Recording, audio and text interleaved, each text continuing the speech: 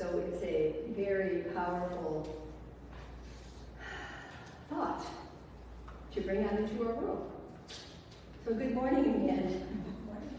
You know, it's so funny when I'm working on a talk during the week, different things show up in my inbox and in a book that falls off the shelf. You've heard of all of that kind of thing. And so I'm watching PBS.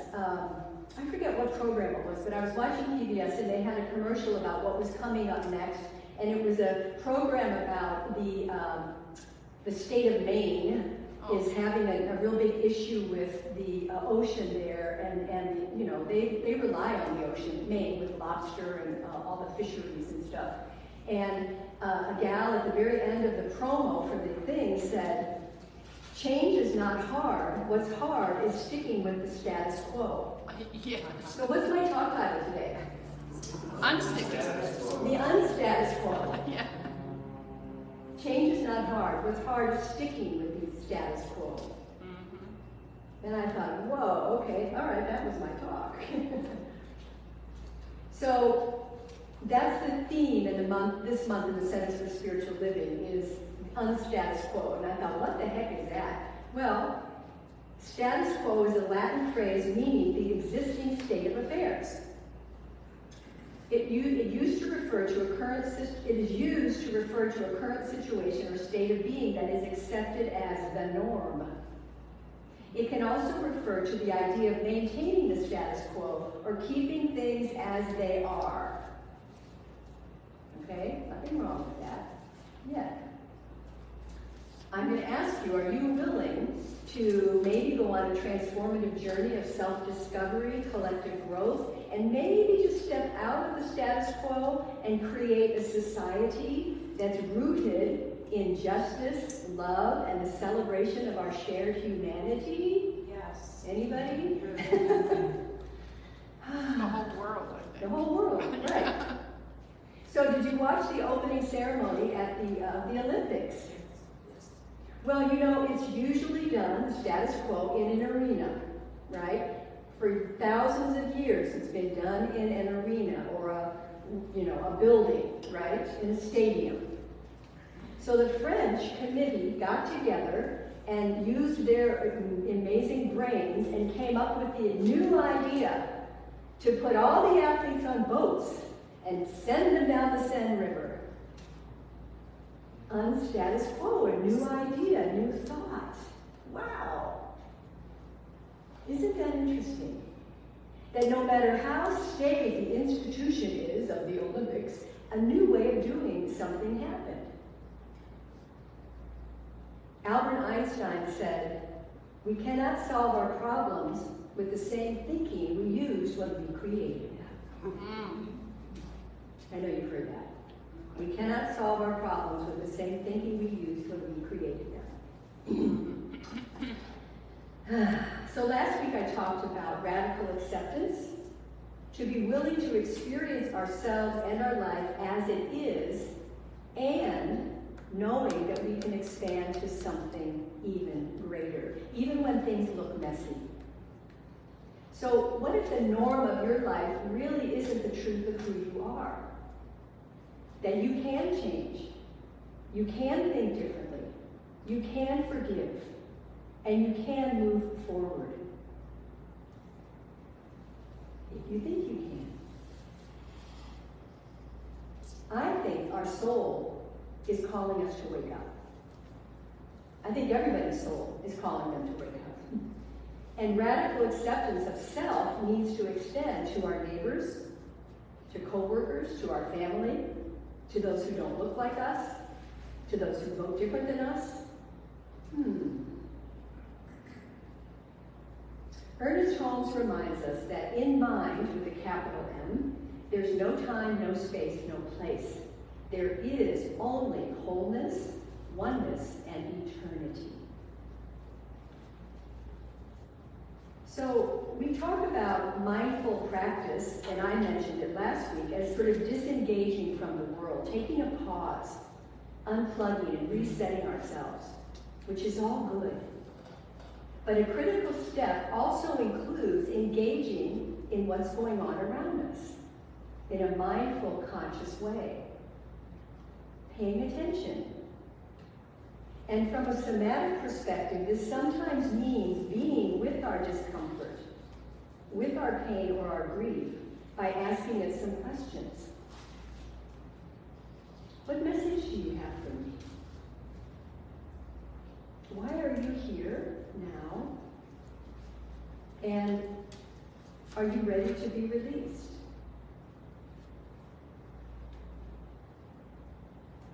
Michael Beckwith said, behind every human aberration, there is a spiritual aspiration. That's a gold nugget. Behind every human aberration, there is a spiritual aspiration. Something is trying to call, something's trying to have you pay attention, I believe. So powerful questions allow us to engage with that which disturbs us, rather than just ignoring it or pushing it away. So we want to remember the power that we each have to make a difference in our own lives and in our own healing and in the world around us. Because of our fundamental belief in oneness of all, the science of mind naturally challenges the human tendency to other individuals or groups. It's called othering. Science of mind encourages a shift in perception towards recognizing the inherent unity and equality of all people, which invites us to approach others with compassion, empathy, and respect. Remember spiritual manners I talked about a few weeks ago? I had that whole list. How'd you do? How are you doing?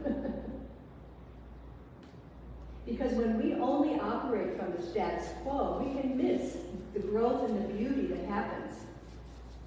We need to step out sometimes of our comfort zone, the normal. And in religious and spiritual communities, certain topics and ideas are often stuffed down or not talked about because it's, quote, inappropriate.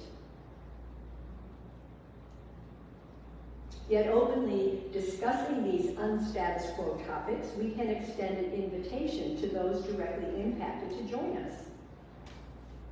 Racism, homophobia, transphobia, poverty, incarceration, homelessness, mental illness, politics, disability, food insecurities, and more encompass authentic human experiences. We're all impacted, all of us, by one or more of these human experiences. All of us are. And so in the science of mind, we believe that we all deserve to have a grand rising. Remember, that's kind of the theme of the year, grand rising. And through the application of our science of mind principles, we can learn to embrace the wholeness of humanity, even those things we don't like or would rather ignore. I know I have a few of those, don't you? Yeah. So let's affirm, I embrace the wholeness of humanity. I embrace the wholeness of humanity. And remember, if you're not able to quite go there, you can say, I am willing to embrace the wholeness of humanity. Let's try that. I am willing to embrace the wholeness of humanity. Take a breath. Because we're really being called right now in our society to pay attention to something, I believe. So what is othering? Well, othering is a social phenomenon in which individuals or groups are viewed, treated, or perceived as fundamentally different, separate, or alien from oneself or one's own group. It involves the creation, though, of an us versus them dichotomy, which establishes a sense of superiority or inferiority based on perceived differences. So yes, we're all different, we're all unique, but when we bring in superiority or inferiority, that's othering. You got that? Okay, you understand that. So the act of othering often stems from the human tendency to categorize and try to make sense of the world. And it's a natural part of being human. But it's important for us not to make ourselves wrong for doing it, but rather recognize the impact it has on us, and if it's done in a harmful, negative way. Breathe. So at the heart, othering is rooted in fear, period. Fear of the unknown, fear of being out of control, fear of those who are different from us. Fear. Ernest Holmes. While all people come from the same origin, God, no two are alike except in ultimate essence. A person is an individualized center of God consciousness. Everyone is. A person is an individualized center of God consciousness and spiritual power, as complete as they know themselves to be, and they know themselves only as they comprehend their relationship to the whole. So what I see today in our world is it's very fragmented. We got these little groups, like little cliques. Remember in high school? Those little cliques. So ask yourself, have you ever felt othered? For whatever reason? And how did that make you respond and feel?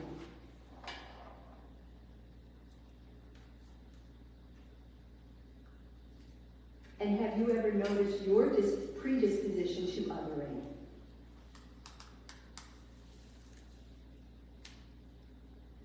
And what happens when you become aware of it now?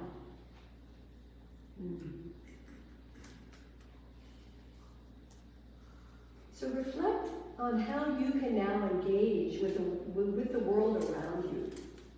Because remember, you have value, you have a voice. There's something you can do in the vision of a united world. There's something we can all do. How are you going to participate in this discussion? Especially this election season. What's your contribution? Are we constantly talking about how it feels divided, or do we have the hope and the possibility that, wow, this could really bring us together? I mean, what if? You know, some of us are doing this 100 days of prayer and mindful consciousness. Yeah, that's awesome. Just opening to a bigger picture. No matter what side you're on, doesn't matter. But the highest and best for everyone. I mean, think about it. What if we built this collective consciousness together by doing a mental daily spiritual practice to anchor that we're one global family? We live in kindness, we live in forgiveness, we live in acceptance, we live in love. Wow. So we, the human tribe, at our best, are resilient. And at our worst, we're really stubborn. We have spent centuries trying to keep things apart, when actually everything in life wants to come together. I really believe that. Rub your hands together. Briskly, just rub them. Go ahead. Really hard. Firm. Rub, rub, rub, rub, rub. Rub them. Yeah. Heat them up. Get your chi going. And now just open your palms a few inches apart. Close your eyes and feel. There could be a vibration, a pulsation. And slowly allow your hands to come together like a magnet. And they automatically will. But just feel that magnetization of coming together. Palm to palm. This balances all of our opposites. Our logic and intuition, our compassion and our strength, our masculine and feminine energy. When we come into this mudra, called Anjali Mudra, it's a balancing of all of our opposites. You can relax your hands.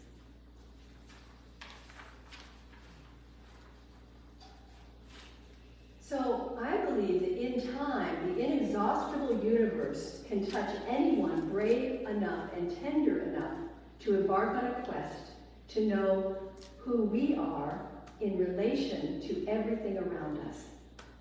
And whether we call that vastness God, Spirit, Allah, Atma, nature, quantum physics, doesn't matter. All of us can be infused with what matters if we face the truth of our lives, love each other in spite of and because of our differences.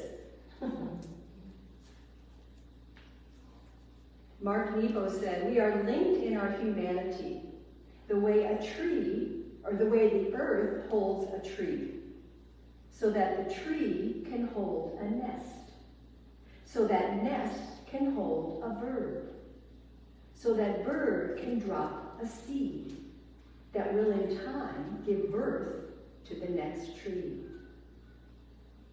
All of our attempts in life seed each other. So what are you seeding? What are you planting? I embrace the wholeness of humanity. I embrace the wholeness of humanity. One more time. I embrace the wholeness of humanity. Every generation, every age takes its turn in pushing each other away, only to be loved and worn back to the one tribe we all belong to, the human tribe. For there really is no they or other. We are they. We are each other. And there is that deep unity that waits right below our insistence that we know the only way. Can we listen and pause and engage to what love and suffering opens to us so that we all build a better world? Who doesn't want that? It was so interesting on my walk yesterday. I was in the Weimar area, and there was a little chalkboard on the path that was handwritten, and it said, "Be of good courage, and ye shall strengthen your heart, all ye that hope in the Lord." Psalm 31:24. Just on my walk, this was there. I mean, again, like, okay, I had to write it in my talk. Be of good courage, everyone. Trust and hope in that inner power that you have and in the infinite power of God, because that will strengthen your heart.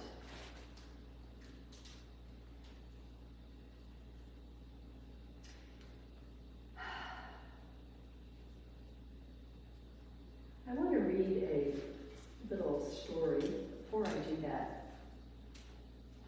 I want to remind us that, or I think that eventually all the love and the suffering we go through eventually wears away the walls of resistance that we have, until spirit shines from within us like an inner sun. This is how spirit is revealed on earth. As we take away our masks and our armor that we carry, they're going to be worn away by life, so that light within us is going to shine and pour into the world. Our work, I believe, everyone's work, not just the Signs of Mind people, is to let the light of spirit come through, letting it use us to brighten and warm the hearts of others. This little light of mine, I'm gonna let it shine. Remember, this little light of mine, I'm gonna let it shine. So we have to summon the courage to take off our armor of us and them and let things in. Pay attention. Then the soul has a chance to show itself, to express itself. Overcoming othering requires conscious awareness, empathy, and the willingness to challenge and question our own biases and assumptions. We all have biases. We all have prejudices. You know, it depends on how we were brought up. what city we grew up in, what our education was, who taught us this or that.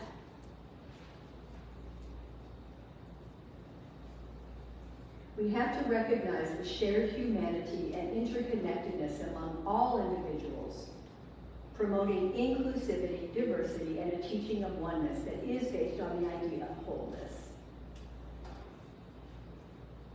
Are you willing to build a collective consciousness together by doing a spiritual practice daily to anchor that we are one global family in kindness, love, forgiveness? Are you willing? Yes. Take a breath.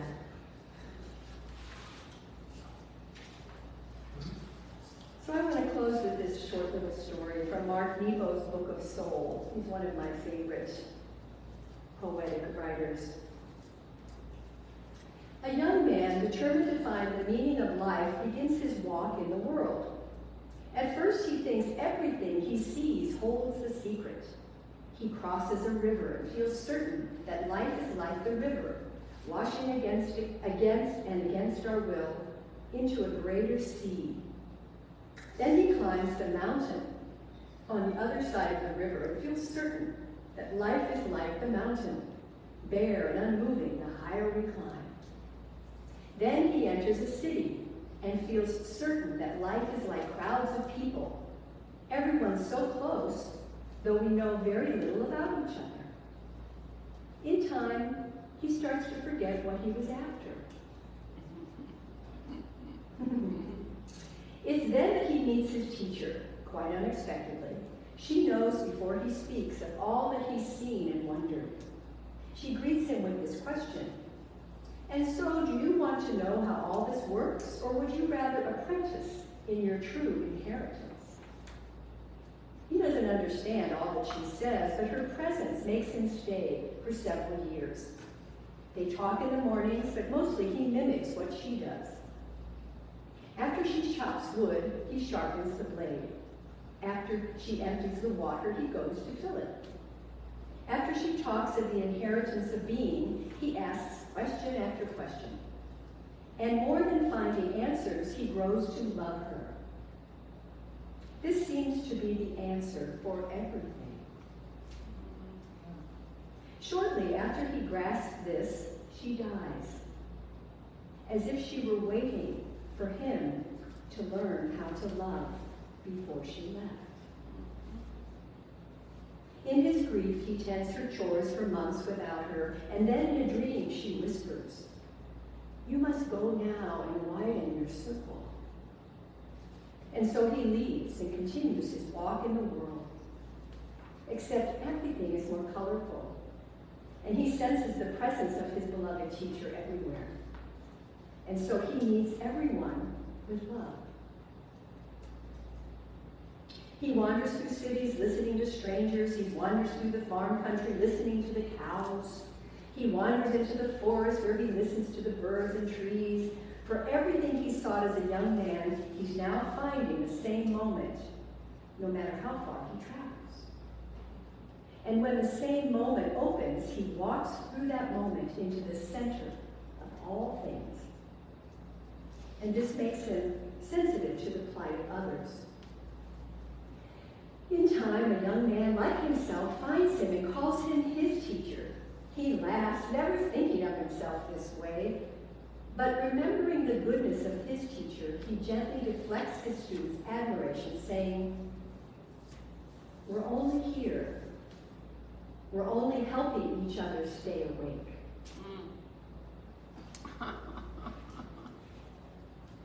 We're only helping each other stay awake. And so it goes. Mark says, "I wish this journey for you. I hope that everything in the world will speak to you, the river, the mountain, the city, and the forest. And I wish you many teachers who will bring you to yourself." When we lift the bucket together, something happens like stars sparking in the night. Only know this, that in the place of wings, God gave us love. God gave us love. We're only helping each other stay awake.